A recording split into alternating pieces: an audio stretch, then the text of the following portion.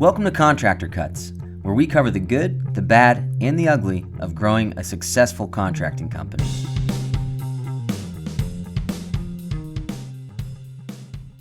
Welcome back to Contractor Cuts. My name is Clark Turner. I'm Jared Flo. Thank you for joining us again this week. So today we are rewinding the clock on how we do coaching. We are taking it back to where we start with people. We've talked a lot about kind of where we start, how we grow, how we build a game plan. But what we do first, we realize we don't even dive into that, or we haven't yet in a podcast. So today we are going through the 4 things that we do first out of anything else is unwinding the ball of yarn that's happening in these companies. That's right. We've seen a lot of companies come through that we've done coaching, and every single one has multiple, if not all of these things that we have to start by sorting and organizing and getting to zero before we can move forward. Well, and the reality about that is, and clarity on that thing is that the easiest people for us to coach and help them develop and make forward movement and grow are people that are just starting. Yeah. Right. They're starting at zero. Yeah. They don't have a back history of just bad behaviors that have to be reprogrammed, but also the ball of yarn that those bad behaviors have created. Yeah, with our coaching, we usually start, we say, okay, we're going to unwind, we need to know all the data. And normally that's where it all starts getting foggy because there's not any data to look at because it's just a bunch of really a lack of information that we start with by digging into the company to understand where they're at today. Yeah. So we had to unwind that ball of yarn, as we call it, and sort all of that out. Then we go into building a game plan of how we're going to execute, how we're going to help the client grow and what's going to happen. And then we go into executing that growth. Yeah. Well, and the reason why we have to do that versus just cutting a line, drawing a line and saying, okay, from here forward, we're just going to start doing things, differently. We have to know where we are, right?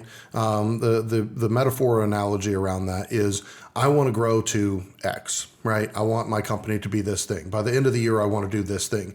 And so it's like plugging in the destination in a GPS, like where I want to go, but not putting in the place of origin. Like where I am right now, I want to get from here to here at the end of the year. Yeah. Well, if I don't have the here's where I am, I can look at where I want to go all day, but it's impossible to create a roadmap of here are the turns and directions that I need to make to get from where I am today to the next. So before you can grow, you have to unwind that ball of wax, which is essential, or ball of yarn, which is essentially getting to that ground zero, getting to that, where am I? Yeah. And a lot of our assessment when we're starting with the coaching client is trying to figure out kind of around the destination or the origin city that they're coming from. So the metaphor in my head is like, hey, someone comes to us as a coaching client and says, hey, I want to drive to Mexico City. I say, great, where are you at today? And we'll get you directions. We know turn by turn how to get there.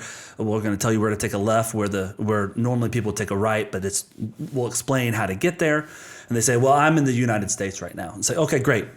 Where in the United States? I can't get you directions to Mexico City unless I know where. And they say, well, I think on the East Coast somewhere. Yeah. Okay, that's helpful. I know we're going southwest-ish from the East Coast to get there, so we're starting directions of understanding. But are we talking the Carolinas or are we talking New York? Yeah, and so figuring that data out and understanding where we're starting is what we need first. And a lot of times where that leads to is we now start game planning how are we going to fix today's problems before we can start growth, right? And we'll talk about that in the next podcast, where how do we deal with current clients, current jobs, things that are broken currently, because if we don't get that right, there's lawsuits to follow usually, right? And so we look at the destination, the origin city, where are we starting, how are we getting to that destination, what needs to be fixed before we load the car up and leave, and then we game plan that trip to success, and we start driving down it. And that's where the trucking down the turns. The week over week coaching and the calls start is while we're on that drive. Yeah. So today we're covering how to find where you're at, how to get to zero before starting. So whether you're coming into coaching or not, this is something that you can do on your own. if you're just getting started, if you've been around for 6 months and you're just starting a company or about to launch a company, this is a great thing to avoid, right? This is what you have to have in place and avoid before starting a company and Or allowing you're going to be growth. a year and a half from now and have a ball of yarn. Yes, for sure. So and also, if you want to walk through this stuff with us, shoot us an email, hit us up on the website. We will do an assessment with you and kind of walk through some of this stuff for free with you. We'd love to kind of help organize this side of it to help people understand where they're at today. That's right. So there are really 4 main areas that we see that we call the ball of yarn, that where it gets tangled. And so there's the 4 areas. There are kind of 2 in the finance area and 2 in structure, right? And so we're going to dive into those 4 areas today and kind of break them down and also talk through what we see guys doing wrong and how to start righting that ship to get back to 0 so we can really grow the company from there. That's right. So the first one, I'll run through all 4, then we'll break them down individually. So it's unorganized finances. It's cash flow mismanagement. It's structure of product delivery, and it's structure of info and communication management. Those are the 4 areas that we're saying, wait, why do you do it this way? How does that happen? Wait, where is that dollar coming from? What's happening over here? And so we start unrolling. And honestly, this is where it feels like we're in a Catholic church with a priest and the person that we're coaching is just confessional, right? And it's like, I did this and I don't know about that. And I took this loan. That's great. The more data we have, the more we can unpack, and then we can start planning out the journey. Well, and on the executive level of our coaching, it actually starts out with essentially this. We have a one-on-one in person, the both of us and the contractor, and it's, hey, this is a fact-finding mission. We want to know everything. The good, the bad, the ugly. What are you great at? What do you suck at? What bad decisions have you made? How much debt do you have? Where are the finances? Where are your jobs? Where are your clients? Everything. We want to know all the information because we are walking down this road to find out, okay, because the next step for us is, okay, great. Now that we know where you are, here's where we're going to go. And here's the steps that we need to get there. But we can't make that plan until we figure out where they're at. And with a 1 and 2 man show, smaller companies, we'll do that over a Zoom. We'll talk through it. And then we try and do some sort of a meeting in Atlanta where you come to us and we start really diving into the game planning and unfolding this stuff. For our larger clients, what we end up doing is a lot of times we'll go out to their location because what the owner that is hiring us says when we're just consultants is a lot different than what their employees feel and think. So we'll go out there, we'll meet with your employees, and we found a lot of clarity in yes. that. And so we unpack all the bags first, and we spend time doing that, and then we make a game plan, repack it, and we start down the road of going. So let's dive into all 4 of these. So number 1, unorganized finances, Jared. Where do we start, and what does that mean? Because again, this is unpacking. This isn't moving forward how to organize them. This is just trying to figure out how to get to 0. So what does that mean?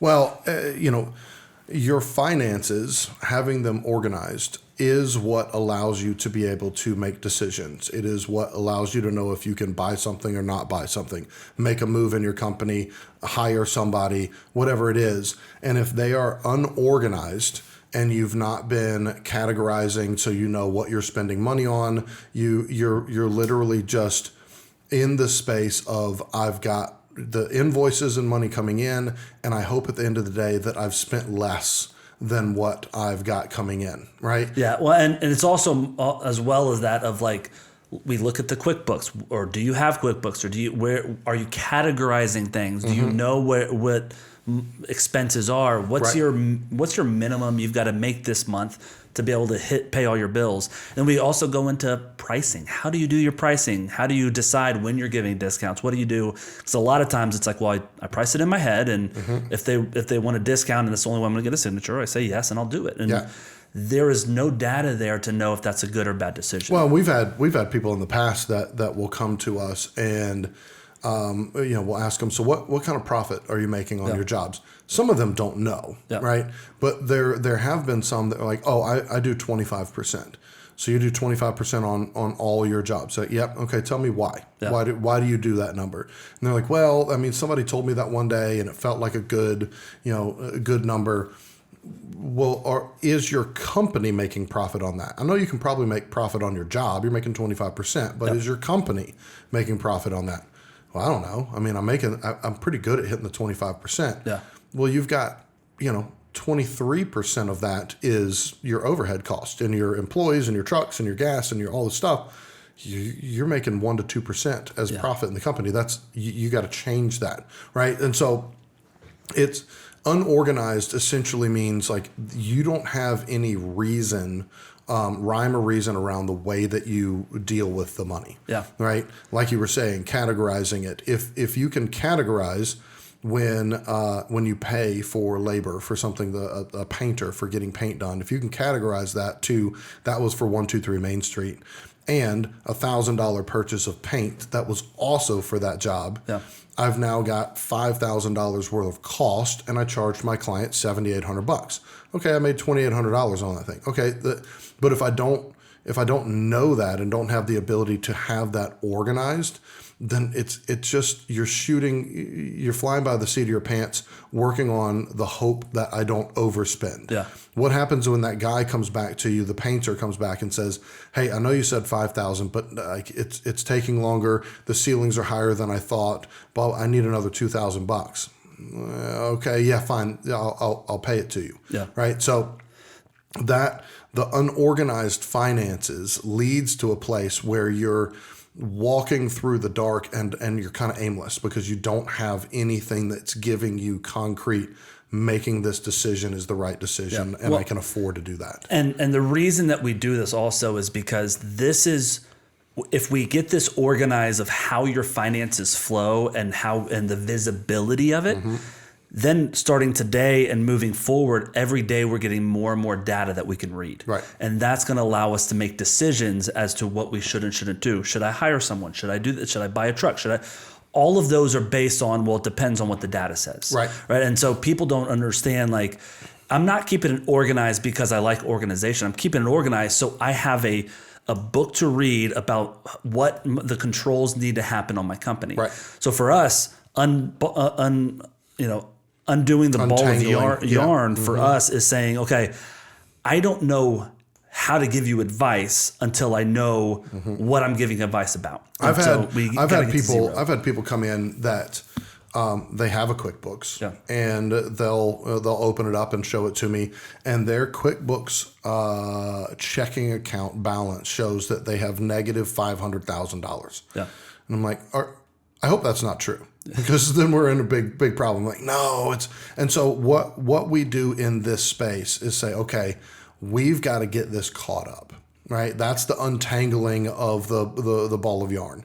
We've got to get this caught up. So let's look, where are we at? Can we get these numbers? Is there enough information in your head? Because at the end of the day, it's tangled because you didn't put the data in when it needed to be there. You didn't categorize stuff when the things happened. Yeah. So do you have enough in your head to be able to say, okay, this cost was for this was for this, and back it all the way back? And normally what we do is one of two things. Get your QuickBooks up to date and as close to accurate as possible through the beginning of whatever year that you're in, whatever fiscal year you're in. Back it all the way back up to January 1st. That way I've got an entire year that I know my accounting is accurate, right? Sometimes it is in such a cluster that it's like, oh, dude, I was just cutting checks, and occasionally I would pull cash out of the ATM machine. I knew in my head how much money I had on the job, so I knew I wasn't overspending and that I would make something on the job. But I don't know who I spent money on and how much I paid a guy. Like I knew I made money at the end of the job. That scenario, it's impossible to go back and categorize those things and clean up your QuickBooks. So sometimes we've had guys say, there's no way I'm going to be able to do that. And so we'll draw a line in the sand and say, okay, that's your old QuickBooks. We're going to keep it for accounting and taxes, and hopefully you can get a CPA that'll help you with that. But from here forward, you're going to start with a new QuickBooks, blank slate. Yeah. And let's integrate that into the ProStruct 360 software, where it's going to automate some of that calculations and management for you. That's right. And it's, our goal is there's really a bunch of different goals, but the main two goals for me are I don't want the IRS coming after you, and I want to make sure we're clean on that side. But B, I want to make sure that we have the data to make the decisions. And so I need you to be able to tell me, what's your profit margin month over month? What's your average revenue month over month? What's your average expenses month over month? What those type of general, how much debt do you have, and what's your debt service month over month? Right. All of those type of questions, if you can't within 30 seconds find the answer or know the answer, we need to unravel that a little bit more until you get to that spot. So once we get there, then we game plan on how to grow it and how to go from that spot. Well, I mean, I've got to know, how much money do you have available to spend? Yep. And the only way to get to that place is not, well, I just opened up my Bank of America, my Wells Fargo, whatever, and it says I've got $100,000 cash in the bank.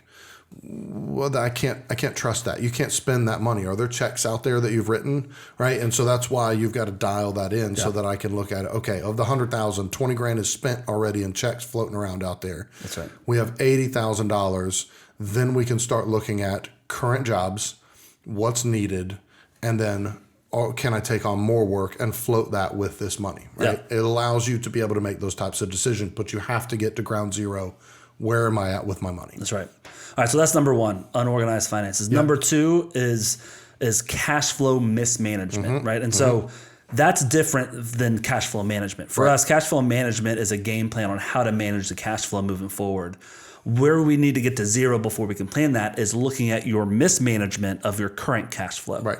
And so what that often looks like is we're diving into all of your open jobs. If you're a general contractor, we're looking at your 10, 12, 7, 2 jobs that are open. Right. And we're trying to understand on a micro level, job per job, what have you collected? What do you owe out? How much more do you need to invoice, and how much more do you need to pay? Right. I need to know those 4 stats on every single open job. If you're a HVAC company, I still need that stats. Now, you might have 40 jobs open because there's service calls and installs and a bunch of stuff. I need some generalization on some of those stats sometimes, but we need to understand, if I stop taking work today on these current open jobs, how much do I have left to invoice? How much do I have left to pay? How much have they paid me so far, and how much have I paid out so far? Yeah. Those 4 stats get me the cash flow understanding, because most guys, we've talked about this 100 times, use the pot system where they put all their money into a pot and then they spend out of it, right? It's hey, homeowner, I need a deposit for $50,000 to get this job started. Great, that goes into my bank. There's now $51,000 in my bank because I was running $1,000. Yeah. Yep. And then I walk to the job site and say, hey, you on another job site that I'm done invoicing, and say, oh, HVAC guy, you need a check right here. Here's $5,000 for you. Oh, that's right. We need to finish paying out the roofer. So here's your money. And it's a robbing Peter to pay Paul, and we talk about that a lot. But most guys don't know they're doing it. Right. It's just that's how they run things, because that's how I did it in the beginning. And now that I've grown, I'm still just same bad habits. So, and it really. It's really hard to detect, because if you took a $50,000 deposit and you've only got, let's call it $10,000 worth of closeout on a job behind you, it kind of rolls smooth. Yeah. You know what? I've got the cash. I was able to close this job out. There's no more invoicing I can do, but I got my guys paid out. We're good to go. And then you roll into the job. Well, maybe that's a 6-month, 8-month, 12-month job, and you might not realize that you're out of balance and don't have enough cash flow in that job to keep it rolling, because I spent 10 grand somewhere else that was needed in that job. Yeah. Right. And a lot of times that's why, we have 2 different invoicing styles in the ProStruct 360 software. One is line by line, right? If the paint's done and I can pay my guys for the work that they did, I invoice the client for it. Right? If it's halfway done, I invoice half and I pay half. That's right. Yeah. And what that does is that I am never collecting money on work that hasn't been completed. Yeah. Right. So it helps keep the money associated with that job on it. I understand, and I talk to a lot of contractors that are like, I just don't work that way. I've always done draw systems. That's the way I want to do it, and I'm going to continue doing it. That's fine. You just need to understand that you're taking money in for work that needs to be completed, and if you spend that money, $1 of that somewhere else, you've mismanaged your cash flow. Yeah. Right. And I'll make it up here and I'll make it up here. Everybody listening to this podcast knows I'll make it up so long as there's not a mistake. Or so long as jobs continue to come in. Correct. Yeah. So it's and that's why in the boot camp that we just went through, I did one entire day that we spent a lot of time talking about an organized, like, physical banking system of how to organize. If you're going to do draw schedules, here's how you should organize your bank accounts to ensure you don't overspend money. Yeah. It's very easy. And an example that I use all the time, you said a second ago, I took a $50,000 deposit from a client, right? Take a $50,000 deposit from a client, and then tomorrow, all of a sudden I get from my insurance agent, hey, urgent, it looks like you forgot to pay your insurance. If you don't get this paid today, it may lapse. Well, let me look in the account. I got 50 grand. How much is this thing? It's $6,000. Okay, cool. 6,000, done. Yep. And then you move on and you don't think about it again, but you literally just spent the kitchen cabinets or countertops for Sally Sue's job. Yep. Right. Well, and that $50,000 deposit was for the wood to build the house, and so I have a $45,000 check I got to pay to my wood supplier, and so I spent $6,000 to the insurance. So I'm -1 right now, and I haven't taken a paycheck. That's right. Right, and Right. Yeah. that's the pot system working against. And it's just there's nothing wrong with it. You just need to know what you're getting into. Yeah. But when we come in and take on a new client, this is a place where there are hidden places where your company may show on a balance sheet or a P&L, even if you're keeping your company in a good standings on QuickBooks, it may show in a balance sheet or a P&L that you're in good standings. Yeah. But if you go in and do the research and figure out, okay, how much money have I taken in? How much of that money is the work already completed? How much is needed to complete? Yep. Right? And then we've done this before with a company that everything on paper looked like, hey, this is, they've got a little bit of debt, whatever, but it's not a big deal. And then we do the deep dive on this and we discombobulated this ball of yarn, and it was like, I think it was like $280,000 upside down or something. Yeah, well, right? It's the number one. Our software does this for you. Mm-hmm. So if you're invoicing out of there and paying your crews and purchasing out of there, it all handles it, and all your stats are right there. So you don't have to do any brain work. It just happens in the background. Mm-hmm. But what you're talking about is we had a company that we started coaching, and they're like, we're making between $60,000, $80,000 a month over month. I'm like, heck yeah, that's awesome. Let's grow it to the next level. Mm-hmm. We get in, it's because they were growing and growing and growing more and more clients. So they were, they were a year into business, and they went from 1 client at a time to 4 clients at a time to 10 jobs at a time to 15 jobs at a time. Mm-hmm. And so on paper, this month I spent $100,000 and I invoiced $200,000. Mm-hmm. So I made $100,000 this month. Yeah. But in reality, the $100,000 that you spent was invoiced last month for only $105,000. Right. And the $200,000 that you invoiced, we got to spend $180,000 of that going forward on fixes and fixing out. So you really made $20,000, maybe $25,000. Mm-hmm. But in paper, in QuickBooks, it looks like you made $100,000. So that data is wrong because of the construction industry invoices ahead.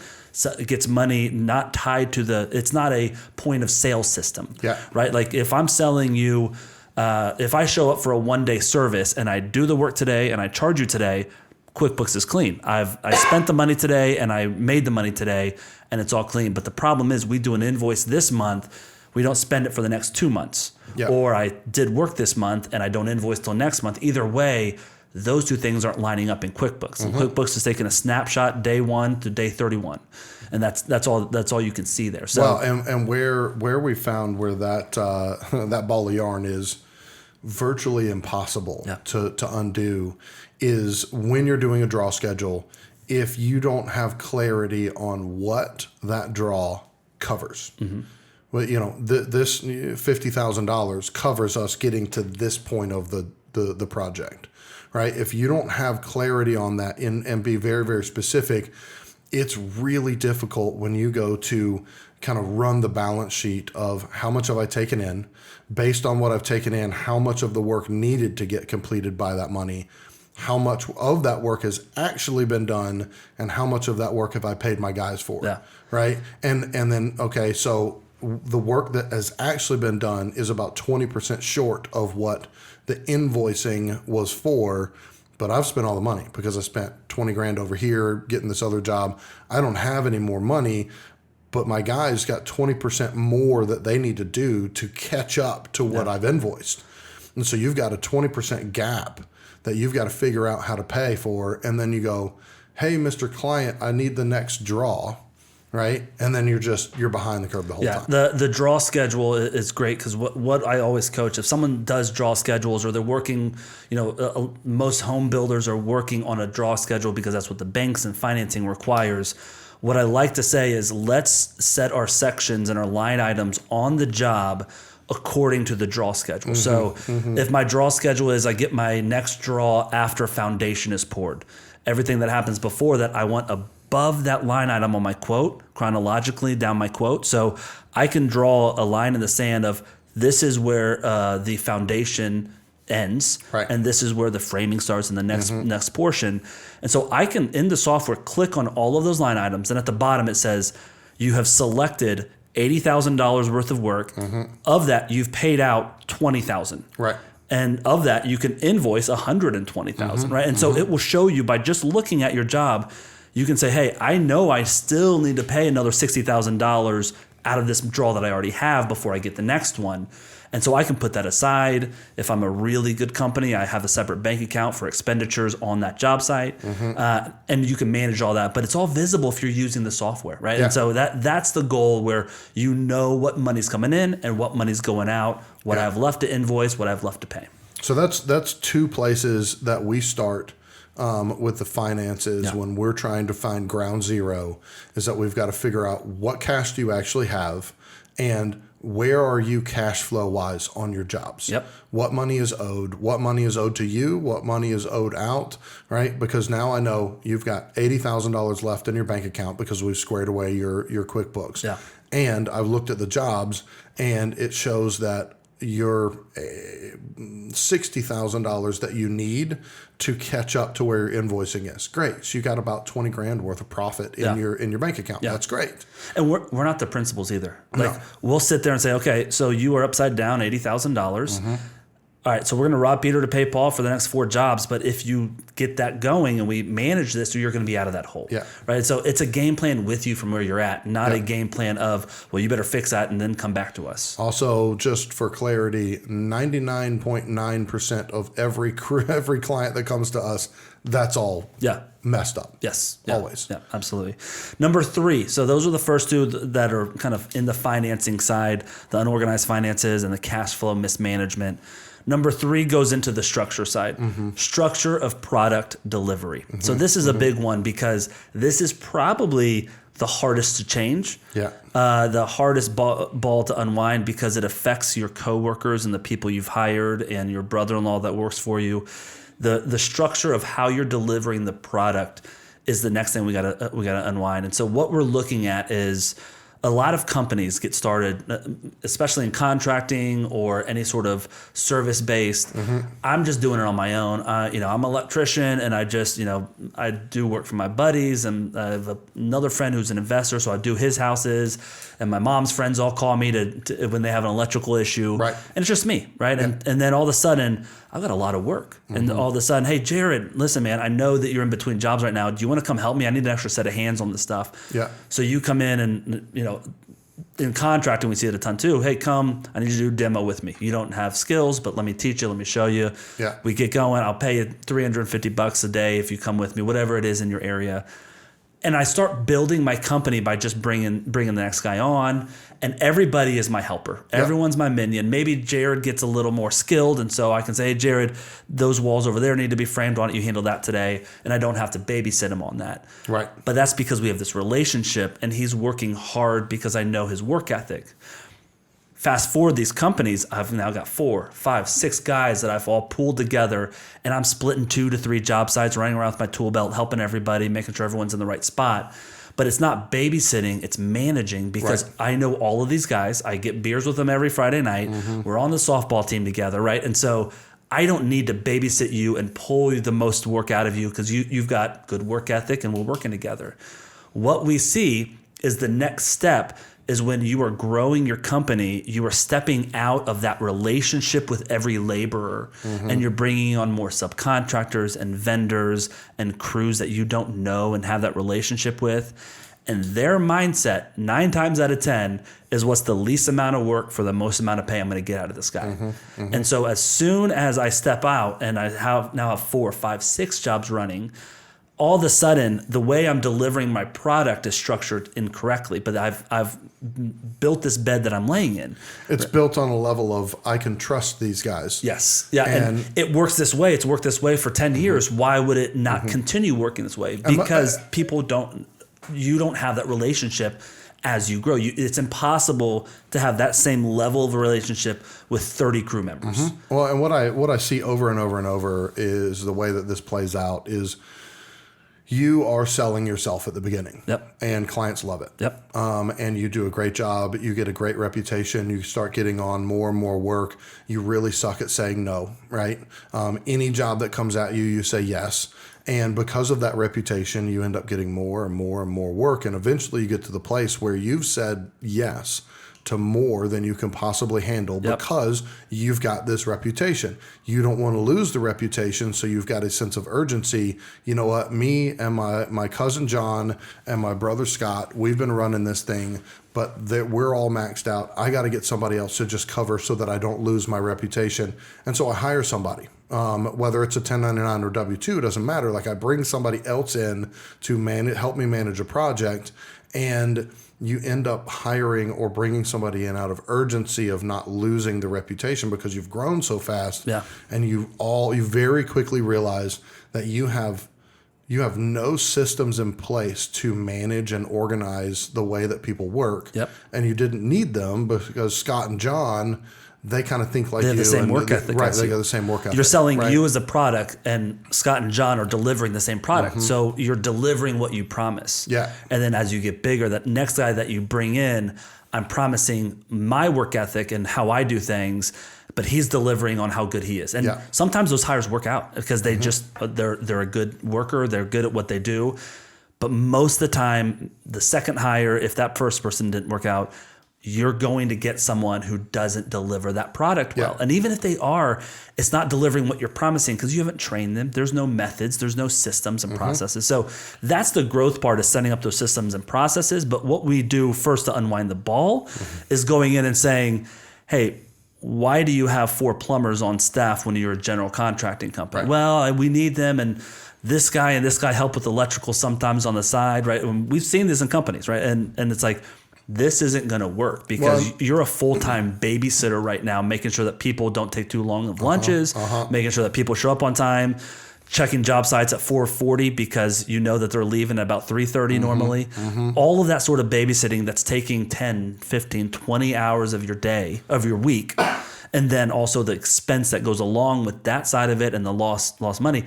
That product delivery system doesn't work in a growing company as it does when you're a smaller startup company. Right. Well, and what we do is in that spot, we ask whoever the new coaching person is, walk me from first contact. Somebody calls you and says, hey, I want you to execute, a new kitchen for me. Walk me from that all the way through the end of the job. Tell me how it goes. What are the steps? What are the processes? How does that thing happen? And by nature of doing that, it's very easy to see bottlenecks and inefficiencies that are happening and allow us to ask questions. Wait, so you have how many W-2 laborers, and you have an excavator, and there's one company that we've dealt with that has like 4 or 5 office people, and so one project goes from 4 or 5 different hands of different things that need to happen before it even gets out in the field, right? And so it's just that's a place, and for anybody listening to this that is wanting to walk through this on their own, it's going to be hard for you to do that because for the most part, your process makes sense in your head. Yeah. Well, and it works. And it works. It worked, right. But it doesn't grow.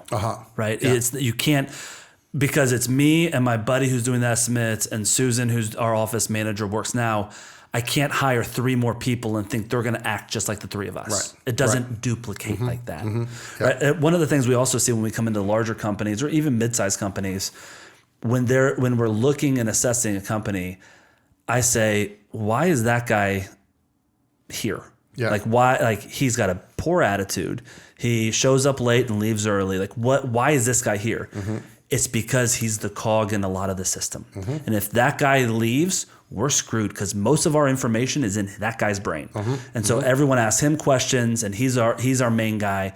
And so he's the king of the company. You can't fire him. He's unfireable. You can't afford to piss him off. Yeah. So what we want is, I want to set up systems that we are running in this company, and those systems are what we're selling. So I can have this guy or that guy or the next guy come run the system, and whoever I can find best at learning and implementing is going to have that job. So I can fire this guy if he thinks we can't do it without him. Yeah. Well, and technically, as you go through and investigate that, you will see areas of that mismanaged structure of the product delivery that's going to touch the first two, the financial pieces of it. Like, that's why I can't ever figure out my finances, because I don't record that, because I don't have a step for this. It just whatever, whenever, we'll figure that out. Right. So it gives you a lot of clarity in the process of itself, but also in some of the previous categories. It's just going to highlight stuff and go, that makes a lot of sense. And the ball of yarn for us on this one too is like, hey, what if we move that guy to this position and fired that other guy? Well, I can't do that. That's my daughter's boyfriend, and if I fired him, I'm right. And so that's kind of the unwinding of, we're going to make a game plan for growth. What keys do we have, and what keys are you taking back that we are not allowed to do? Right. And so we've had one guy that won't be named that was the main cog in the company, who was one of the owners of the company, who should not be working at the company anymore. He's older and he's stuck in his ways. And it was like, can we let him go? And they're like, no, he's a part owner. It's his name on the backs of the shirts, and we just can't let. Okay, great. We know that. So where can we put him in this? And so that's the unwinding of the ball for us is, okay, we're going to change this stuff. I need your buy-in to changing. I need you to hand me the keys and trust me with them, because I'm going to move some stuff around that you have to be okay with. But I need to know how far I can bend before the company breaks. All right, number 4, last thing of the 4 coming with structure is structure of info and communication management. So this is one, again, this is probably the simplest of the 3. And this is a little easier to solve and game plan going forward than unwinding. But again, the importance of this one that we have to unwind is, as we're looking at the broken jobs, as we're trying to assess today to fix, and then we can grow, where's all the information and communication happening? Who's got what? Why is that happening? A good example of this is a customer calls and says, hey, you guys were out here and I need you to come back out and fix this. It's a warranty issue. Well, maybe your company has a 1-year warranty. When did you do that job? I think it was in February, because it was the end of, no, it was March. And so what's 1 year? What does that look like? Where's the signed agreement to the warranty agreement? All of that information, where is it stored? How do we find it? And why is it being stored that way? Insurance, subcontractor agreements, all of that sort of stuff, as well as all the email communications with customers. Where are those? I know you can go through your cell phone and find every single text from people. We don't have time for you to spend 3 hours diving into finding the right text from 3 months ago to find an answer. So we need that information. How is that working? What's your systems? We've got a perfect software that handles all of that for you. We're going to transition to that, but we need to unwind the ball of exactly how that's happening right now and where you're missing the mark as a company and where you're doing good as a company, because we don't want to fix the good stuff. We just want to patch the bad stuff up. Well, and the thing about that is that's a place of a leaky bucket, right? Because if it's hard for me to find the data, or I can't find the data, I am going to default to customer service or digging my heels in, depending on who you are as a contractor, right? Either one of those, if I don't have the ability to go back and say, hey, actually, I have pictures of when we left that house and all the appliances were in the house when we left. I also have pictures of the lockbox closed, right? And that's a real life example. I had a client call me and say, hey, you guys left the doors unlocked and all the appliances got stolen. You owe me $8,000. And that would have been $8,000 that if I didn't have a quick and easy way to go back and say, nope, here are the pictures, here's the timestamps, that was not us. I don't know how it happened, but that was not us. We'd have been on the hook for $8,000 because that was a massive client of ours that provided a multi-million dollars worth of work a year. and we would have lost them. Yep. We would have said we would have eaten $8,000. We would have eaten $8,000. We would not felt that it would be possible to push back on them. Yep. Right. So that's where not having that into play, not having a system of organization around that, it's a leaky bucket. Yeah. Right. So those are the four main things. After we get an understanding of where we are starting, we then fix customer issues, right? So we take all of that stuff. We say, okay, we understand getting back to zero. We understand what we need to do, what you need to do. We give you some homework, get this stuff done, get this information. The next spot we go is saying, okay, what are our problem childs right now? Because the system you're running isn't great, and it's causing communication issues. It's causing pissed off client issues. So let's look at that next. And that's where we go second, after we try to get you to zero to understand all the data. Next is going to customers and a lot of issues that probably are happening or you might not know are happening that are happening. Yeah. And so part two is figuring out what clients need help. What do we need to reach out? How do we fix this before we make the game plan? We're going to cover that next week. Next week is talking about how to break bad news, how to talk to customers when things have gone sideways. We've had some of this before in terms of like when things go sideways, do this. But we're going to talk through the different kind of the minor, the major, and the catastrophic issues that happen on job sites and how we talk to the customer. Because a lot of times when we're pausing with our clients in this position, they're going to have some of those conversations because we're going to get organized and we're going to stop robbing the company and doing things for free. Right. And so we need to start having those conversations with clients. And so there's a specific way to do it. Once you've found your company ground zero, you've got to find ground zero with clients. Yep. Right. What's their temperature? Where are they at? Are they frustrated? Are they ready to quit? Right. And then you've got to, find that ground zero with clients. There's going to be an expectation and process shift in that client, especially if you're a builder doing large scale renovations that are over 3 weeks long. They're going to feel that. And so let's have that conversation. How is this going to change? How are we going to do better for you? Let me get some feedback. So we'll talk about that next week. Yeah. But let's not do the whole podcast right now. Let's do it right now. We'll do it next week. But if you want help on diving into these four things for your company, please reach out to us. Like I said in the beginning, we love sitting down with companies, even if it's a 30-minute Zoom where we kind of help out. You're not ready for coaching. You don't want any consulting. You don't even want the software yet. You just want to talk. Hit us up. We're down for that. Yeah. We'd love to talk with you. We've got a retreat coming up in a few months, the annual retreat. This stuff is great to do now. So at the retreat, we're game planning for 2025. If we can start now with catching you up, identifying the issues, game planning, then we go on this retreat in January and have this big game plan as to how you're going to execute in 2025. That's starting the drive on the trip, right? If we can find your destination, we can find your city of origin. We know exactly what's happening. We hit January with a game plan, and you just start cruising towards success. That's right. So that's the goal. Come with us on the retreat. Hit us up online. We love to talk to you about coaching, software, anything else. Thanks for listening. See ya. Bye.